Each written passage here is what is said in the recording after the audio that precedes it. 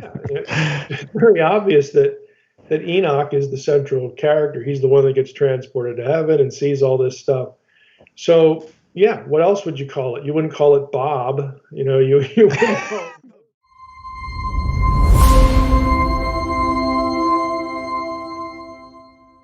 Is there modern scholarship that actually believes the person Enoch in the book of Genesis actually wrote First Enoch? And then maybe to explain to us what the pseudo epigraphic literature is and what that actually means in the context of that for our audience who's kind of foreign to that. Yeah, no, there's no evidence that the person Enoch wrote this book. I mean, you'd need a text trail for that. The oldest material we have for the Book of Enoch is 3rd century BC. Some of the Aramaic fragments would be that old, and that is long after the time of the flood. Okay, which is Enoch is preceding that.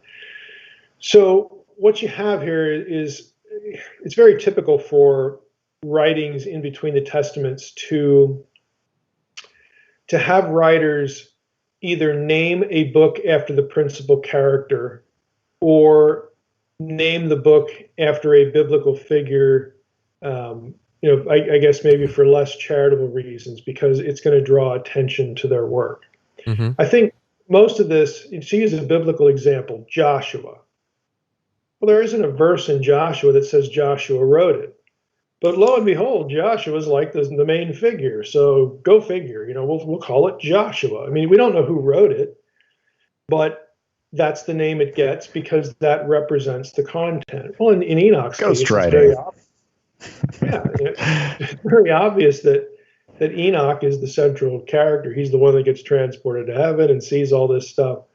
So yeah, what else would you call it? You wouldn't call it Bob. You wouldn't call it the Book of Bob. If only. I don't know that would carry the same credibility.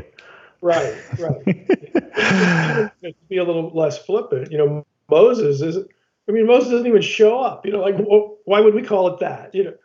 So this happens a lot in the intertestamental period, and people are familiar, with the way books sort of get their title by people who have read the stuff and what's it about? What's that new book about? It's about Enoch. So it becomes known as the Book of Enoch. Mm-hmm. So it's not really anything strange or weird or again sinister. It's just it's sort of a convention of the period that we don't really have that because we're taught to write things and give them specific titles and whatnot. It used to be, if you've ever spent any time on archive.org, look up 1800s and the title's like 50 words long. Okay, that was the convention for that day, and we don't do that anymore. The convention just changes.